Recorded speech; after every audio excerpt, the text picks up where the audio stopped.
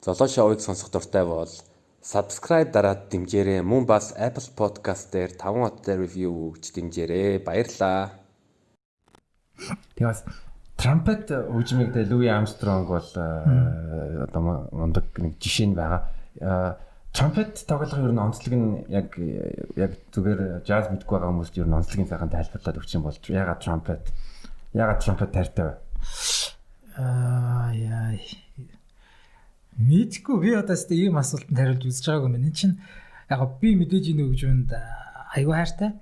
Тэ анханасаа тэгээд нэг зөвхөн энэ хөгжмийг л тоглоно гэд шийдээ тоглож ирсэн болохоор гэх юм уу. Юу юм хүмүүс тайлбарлах юм бол одоо яг хүмүүс бол яг ингэж хардсан шүү дээ. Jazz бол саксофон ч юм уу те. Хүмүүсийн яг нэг ойлголт нэг тиймэрхүү байдаг шүү дээ. Jazz одоо саксофон л байх юм бол ямар ч хамтлаг бай эсвэл гадуур нэг хүн саксофон тоглож явж исэн ч гэсэн jazz гэж боддог шүү дээ. Яг тэр бол мэдээж үгүй.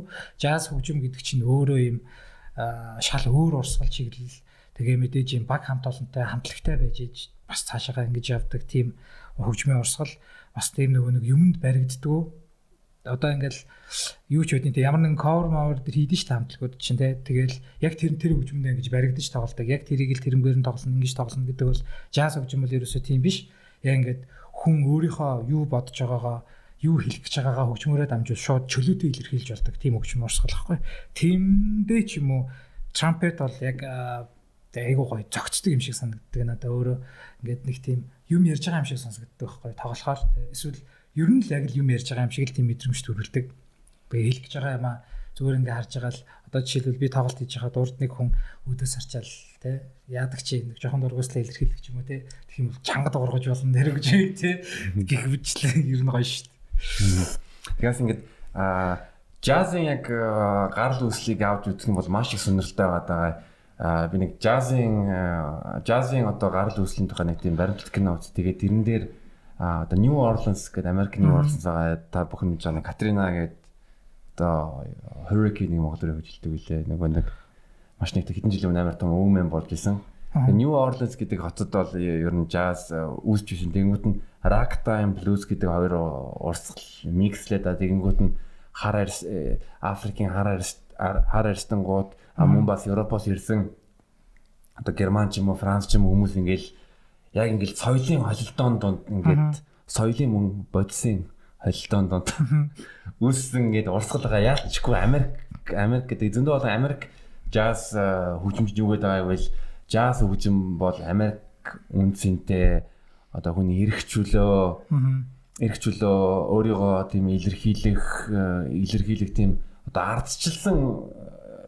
ардчилсан тийм үнцнүүдийг илэрхийлдэг яалтчгүй Америкийн хөгжим байгаа юм а гэж энэ талаар чи юу гэж бодож байна? Тийм зөв.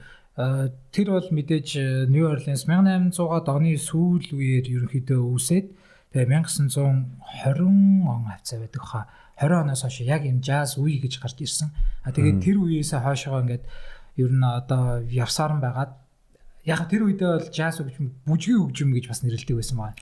Тэгээ яагаад тэгэхээр тэр чинь юм swing бүжиг, jazz бүжиг гэж байдаг ш. Тэр үед яг хөгжижсэн тийм бүжиг дээр нь ийм импровизац одоо орж ирээд одоо нэг хүний ингээд өөрийгөө илэрхийлэх гэж байгаа илэрхийлэмж нь гарч ирэнгүүт тэн дээр яг урталт нь тэр бүжигчт нь яг тэгж гоё тэрийг дагаж бүжиглдэг. Ер нь тиймэрхүү яг тийм бүжгийн хөгжим гэж бас нэрлэдэг байсан юм байна лээ.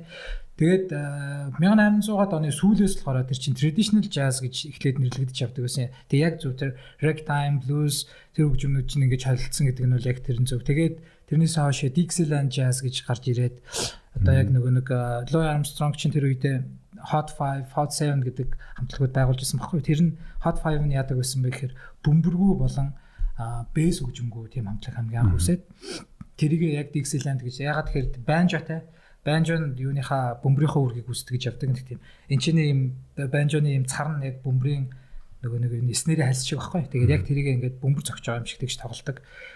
Тэрийг нь болохоор Dixieland jazz, traditional jazz гэж нэрлээд тэгээд тэрнээс хойшоо jazz хөгжим гэж яг jazz үе гэж гарч ирээд одоо хүртэл явж байгаа нь одоогийн бидний тоглоод байгаа jazz. Гэвчиг тийм яг Америкийн мэдээж одоо баг үндэсний хөгжим гэж нэрлэж болохоор урсгалахгүй. Тэгвэл одоо бол энийг ингээд дэлхийд даяар хүмүүс тоглож байгаа. Энэ бол яг мэдээж хөгжмийн эрх чөлөө болохоор хин нэг нь ингээд барьж аваад энэ бол юу гэж болохгүй. Тийм урсгал. Тэгээ бас нэг джазны сонирхолтой түүх гэвэл яг зөндөө олон джаз алдартай джаз хөгжимчид яаж яг одоо урлагийн юм ч юм уу ажлын гараагаа хэлж ирсэн бэ гэвэл тухайн үеийн одоо нэг юу Red Light District тэр газрууд дээр нь яг ингээд юу хүмүүс ингээд секс хийж явах үед нь яг нэг юу хөгжим хийгээд дардаг байсан. Оо тийм үү. Би тэр талаас нь сонсож байгаагүй. Яагаад сонирхолтой. Тэгэнгүүт нь ингэж байгаа байхгүй нэг юу ажил эргэлж байгаа бие мөл чинь нөгөө одоо чинь дандаа нэг 17 18 та хүүхдүүд ингээд тий төгөлдөр уур тоглоод байдаг. Тэгээ төгөлдөр уура яг одоо гоё одоо яг тий уур амьсгал тохирсон тоглох юм бол тэгвэл бас типми бүгж хийсэн гэж. За. Өстө тэр талаар сонсож байгаагүй байна. Сонирхолтой юм тий. Минус stand up comedy-тэй маш их холбоотой. Яг зөндөө олон stand up comedian-аар 60 50-аад оны үед бас одоо нэг strip club ч юм уу ер нь тий яг тийм нэг тийм нэг нууцлагдмал үед ч юм уу эсвэл арх зарахгүй prohibition үед ч юм уу бас дандаа нэг ёо болохгүй мафийн бас яг газар яг өөрсдөө өсөлбөрийг үзүүлдэг байсан. Тийм бах та ер нь тий харин би айгүй олонноос бас тийг сонсч байсан. Бас бодохоор тийм л дээ stand up comedy болон jazz хоёр ер нь нэг юм адил төстэй талууд айгүй ихтэй тий. Хараад хаад одоо stand up comedy гэдэг хүмүүс ч гэсэндээ юм өөрийнх нь юм improvisation гарч ирдэ шүү дээ. Ер нь тайзан дээр байнгын өөрийнхоороо явдаг. Тийм jazz хөгжимчин бас тийм өөрийнхөө илгэж байгаа маш шууд илчдэг нэг тийм чөлөөтэй орсголоод байдаг. Тэгээ jazz чинь чи бас яг TED Talks-д ярьжсэн сонгодог хөгжмийг бол 11 жил хийж байгаа. Тэгээ jazz юу гэвэл яг эрх чөлөө төр импровизац тэр чиний хувьд ер нь чи тэр трампетер ер нь өөрийнхөө мэдрэмжтэй тэр филингээ ер нь гаргахад ер нь ямар одоо мэдрэмж төрдөг вэ? Бөө тий айгүй гоо штэ. Ягаад тэгэхээр тэр чин мэдээж хөгжим болохоор нэг талаасаа нөгөө талаасаа хамтлагтай тоглож байгаа штэ тий. За нэг дуучинтай ч байж болно. Эсвэл ямар нэгэн хамтлагтай. Тэр хамтлаг нь ингээд бүр ингээд төрж өгдөг. Яг одоо яг трампет тоглож байгаа хүн бол солист гэж ярьдаг байхгүй юу? Ингээд соло гослол тоглож байгаа хөгжимч. Тэр хөгжимчний ингэж гоё айгүй гоё төрж ингэж дэмжиж тоглодог. Тэнгүүд нөгөө нэг урд нь байгаа соло тоглож байгаа гослол хөгжимч нь бол ингэж бүр бүх байдаг юм аа гэж гаргахад айгүй тийм чөлөөтэй болгож өгдөг байхгүй юу хамтлаг нь. Тэнгүүд ингээд одоо баллад удаан дуу одоо тийм уянгын дуу ч юм уу те эсвэл юм цоглог хордоо свинг ч юм уу юу ч ямар ч дуун дээр ийм нэг юм баригддаг байхгүй юу ерөөсөө. Тэг яг ингээд тогломоор байгаа юм аа шууд тоглож болдог. Айгүй гоё санагддаг. Ер нь jazz хөгжинд би айгүй хайртай. Тэгээ бас нэг Fat Cat-ing надад нэг таалагдж байгаа нэг онцлог гэвэл Fat Cat Club бас шинэ болон залуу jazz төрлөөр өөрийгөө хөгжүүлж байгаа орон бүтээлчдийг дэмждэг. Тэгээд энэ санаагаас яаж гаргасан бэ? Тэгээд энэ талаар бас яриад өгөөч. Тий энэ ер нь анханасаа л тийм Fat Cat-ыг нээсэн хамгийн гол зорилго маань мэдээж Монгол улсад ийм jazz club ер нь дэлхийн ямар ч том хотуудад jazz club бол заавал байдаг шүү дээ. Тэр жишгээр мэдээж Монгол улсад ийм club байх нь 100% хэрэг юм а гэж нэгдүгээр бодсон. Хоёрдугаар том гол санаа маань болохоор ийм Монголд яг ингэж jazz хөгжим сурмаар байгаа сурах сонирхолтой тэгээд тоолох боломжтой боловч тоолж чаддаг боловч тоолох боломж нь олддог тий дуулж чаддаг боловч дуулах газар нь байдгүй ч юм уу. Тиймэрхүү одоо артистуудыг тиймэрхүү ийм хүсэл зорилготой хүмүүсийг нэг газар ингэж цуглуулж ингэж яг гэршин ийм нэг газар бэлдэж өгөх нь бас хоёр дахь хамгийн гол том санаа маань байсан байхгүй. Тийм тэгээд тэрнээс гадна GMB гээд мэдээж тийч аягүй том төсөл явж байгаа. Тэгээд тэр төслөөс одоо ингээл хүмүүс суралцаад боловсрал гараал байдаг.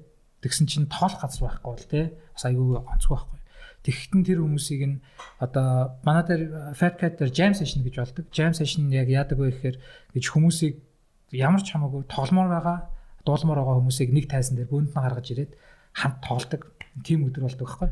Зүгээр ингээд гитараа хөгжмөө зүгээр ингээд авчираад шууд нэг тайзан дээр гарч ирээд хамт тоглож болдог тим өдөр болт. Тэр өдрөө JMB-гийнхаа хүүхдүүдийг тэнцээ сурж байгаа зарим оюутнуудаа тэр дуудаад яг тим угаасаа тим зар явуулчихдаг. Тэгээд тэрнгээрээ ингээд хүмүүс маань ирээд нэг тайзан дээр гараад өөрсдийгөө хөгжүүлэх хүмүүсийн өмнө хөгжүүлэх боломж нь бас үүсэж байгаа. Тийм. Тэр нас бас stand up comedy төстэй яг гэвэл одоо open mic гэж байгаа. Одоо хүн болгон хурж ирээд өөрийгөө дуршиж болно. Тэгэл бид нараас ингээд илүү туршлагатай комедианууд бас хардаг. За энэ хүүхд ингээд өөрийгөө хөгжүүлээд байна, явж байна. Ер нь цааш нь дэмжигээд.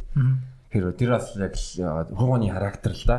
Тууштай яг ингээд яваад байх юм бол нэг ил ер нь бол Монголд ер нь зөндөө олон боломж байгаа. Тий. Хамгийн анх чи харин тэгээд нөгөө нэг Jazz Train хамгийн анх байгуулагчаад яг ийм тогтсон тоглох газаргүй. Тэгээ аягүй олон газараар ингээд тэнж тойрж тоглож явдаг гэсэн баг. Тэгээл ерөнхийдөө яг мөнгө гэж тоглодгоо. Дандаа ийм гоё хүмүүс тоглуулаа. Тэр хүмүүст jazz хөгжим ингээд жоохон ч гэсэн хүрэх юмсан гэж ингээд нэлээд явсан. Тэгээд тэрнээс хойш нэг 16 оноос хойш Tuesday is Jazz Day гэдэг энэ нэг ивент үүсгээд эхэлсэн бид нар. Тэгээд тэрийг яг нэг тогтсон газар хийдэг болоод 2 дахь өдөр болгоно. Тэнгүү тэрэн дээр ингээд хүмүүс баг багаар ингээд нэмэгдээд jazz хөгжимд баг багаар хүмүүс ингээд дурлаад айгүй болоо ингээд бас jazz хөгжим сонсох сонирхолтой хүмүүс аудиенс ерөнхийдөө ингээд бүрдчихэж байгаа байхгүй. Тэгээд яг Fat Cat нэгдсэний дараа бол тэр хүмүүс ямар гоё юм бэ гэж хүлээж авсан.